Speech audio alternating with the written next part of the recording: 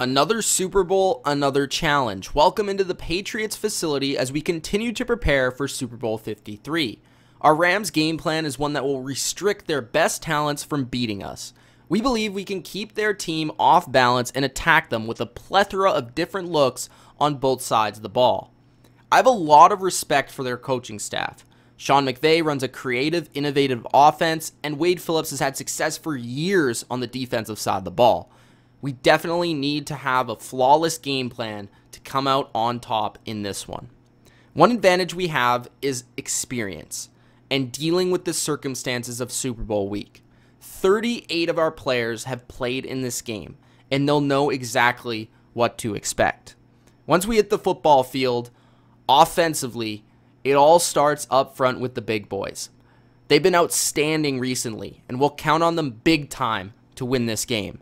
Dante Scarnecchia has come up with a deep and detailed plan to slow down the Rams' dynamic pass rushers and has given us 3 or 4 awesome run plays that he loves for this matchup. First things first though, as Bill always says, before we can win, we can't lose. If Aaron Donald has a huge game, we definitely can lose. Slowing him down will be essential in pass protection while also finding ways to eliminate him from the run game. On most passing plays, we'll have to double team him with rather Andrews and Tooney or Mason and Andrews depending on where he lines up. I do like that our offensive line is athletic enough to stick with him and handle his quickness inside from blowing up plays early. Sue is another handful and a different animal from Donald. He's bigger, he's tougher, he's more physical. Luckily, we have a ton of experience against him from his Miami days. We're confident that either Tooney or Mason can contain him most of the time one-on-one. Dante Fowler is a player who was destructive against us earlier this season on the Jaguars. Fowler is quick off the ball and will be a handful for Trent Brown if he doesn't get his hands on him first. An occasional chip by a back or a tight end may be needed for all 3 of these players if we find ourselves in long passing situations.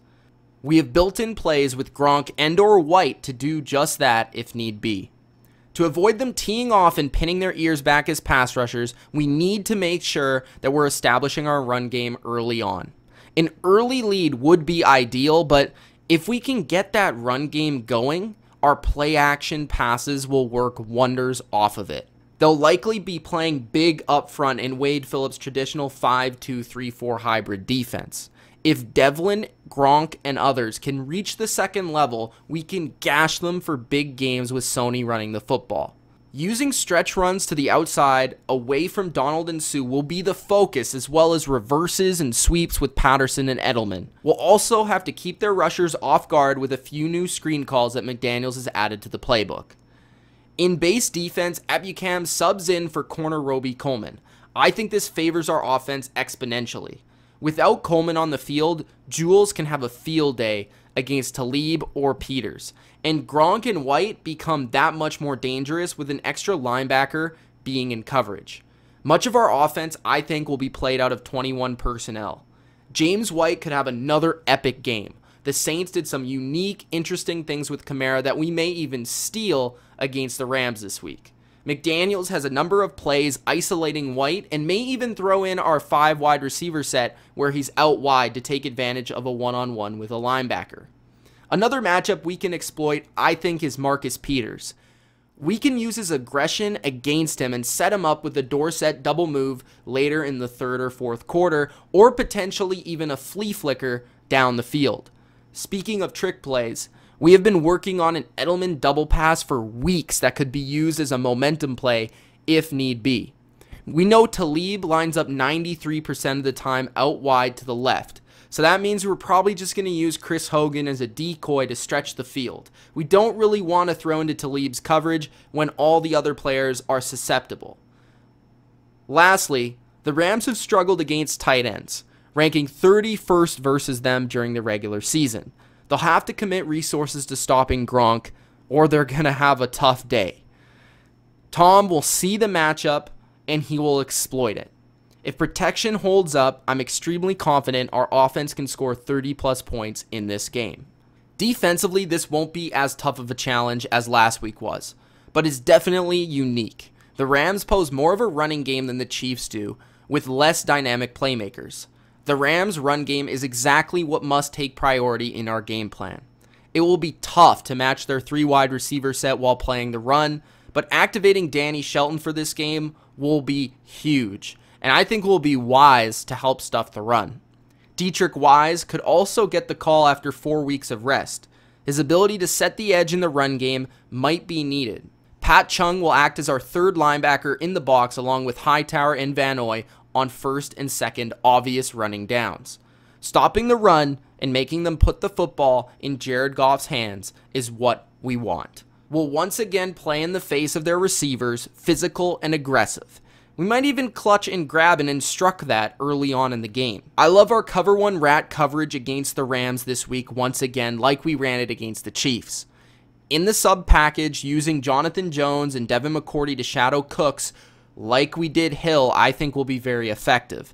J.C. Jackson on Reynolds is a nice matchup for us, and Gilmore on Woods is going to be a key to the game. If Gilmore can shut down Woods, especially on big 3rd downs, we'll definitely win this game. We can also use Jason McCourty as our 6th DB to cover their tight end of choice. Gurley will need special treatment out of the backfield. We'll chip him and use Chung to cover him. We can't take chances with a linebacker on him in coverage unless we see he isn't 100%. In coverage, we must be sound in our assignments against bunched and compressed sets. We know they're coming. As well as motions. The Rams use motions and fake jet sweeps more than anybody in the league. Our biggest defensive focus on 3rd down is to make Goff play under pressure. A wide range of cover 0 blitzes and confusing looks could force Goff off his first read and put him under pressure, which hopefully we can capitalize on. This Sunday, it's time for number 6. If we execute right, we'll add another title to the dynasty. Thanks guys for joining me here. It's been Mitch of the Bottom Line View. Hope you guys enjoyed that video and narration by a Patriot coach and a Patriot perspective on his game plan against the LA Rams. If you enjoyed, make sure you hit that like button and subscribe for more Bottom Line View and NFL content. Peace out.